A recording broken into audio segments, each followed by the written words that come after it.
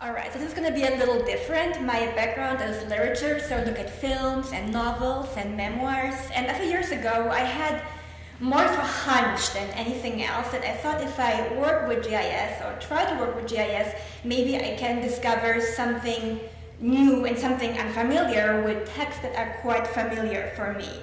Now, as others have noted, one of the biggest challenges for those of us who work in the humanities with GIS is grappling with the fact that it may be necessary to quantify what cannot be quantifiable, and namely human experiences, and in the case of my own work, human suffering. Depictions of human experiences are contradictory, complicated, and nuanced. To put in other words, people tell stories that often are neither verifiable nor can really be georeferenced. So to frame the same question with different terms, is it possible to still use GIS when in lieu of big data, all we have are pretty much stories people tell? And as we all know, people lie. So what do we do with that? I have not found an answer to the question, by the way. So my actual project focuses on border crossing from France to Spain during World War II, when approximately 80,000 to 100,000 refugees crossed the border between France and Spain. I look at two case studies. One of them is the well-known philosopher Walter Benjamin, who crossed the border in 1940, and Jenny Kerr, a Jewish woman from Mainz, who also crossed the border in 1942. Now, a tragic ending unifies their fates. Both never made it beyond Catalonia, and both had encounters with the Spanish authorities, and eventually, at the risk of deportation back to France, both took their own lives while in Spain.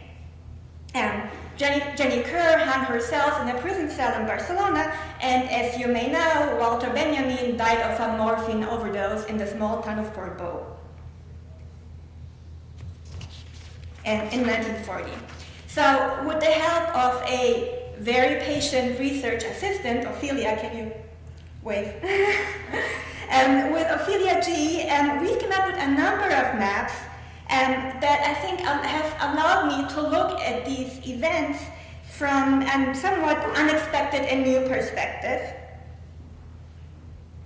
So the first map just traces Walter Benjamin's route. He leaves Germany and he leaves Berlin in 1933, goes to Paris, to Marseille eventually, and what you see here is how he crossed from a small town, Bagneux in France, to Portbou. The reason why there are two lines showing his route is that we actually do not know where he crossed the Pyrenees. All of this was, of course, on foot. Different testimonies, different memoirs tell different stories. They also mention different locations and different days, sometimes even. Walter Benjamin intended to go to the United States.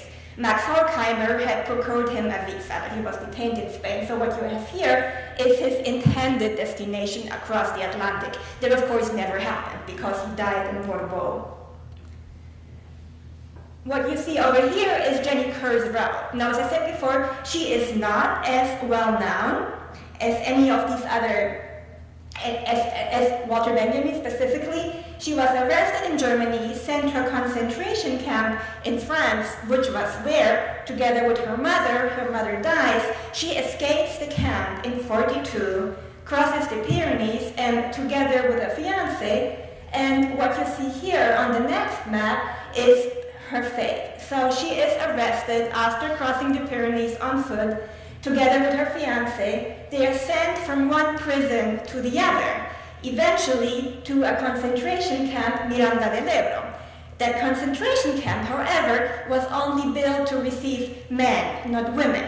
So she is sent back to another prison, and then to another prison. Finally, the order is given that she is supposed to be sent back to France.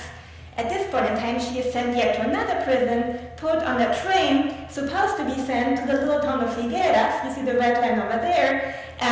The weather is so terrible that they decide to stop in Barcelona, where she is put into yet another prison, where completely desperate and lonely, she decides to take her own life. just like Walter Benjamin, she also tried to go to the United States. So I think you can kind of see the similarities between these two maps. Her daughters were actually able to leave Germany with the Kindertransport, so they had made it to England, and eventually both of her daughters settled in the United States. Meanwhile, their mother was in prison and eventually died in Spain. And the daughters do not find out until their mother's death, until 6 months later. So the final thing we did with Ophelia's help is to put these two stories, these two members of the same faith community on the same map. So one of the first problems here that it is actually impossible to put them on the same map. If you look at the time, Jenny Kerr's tragic fate develops over 2 months.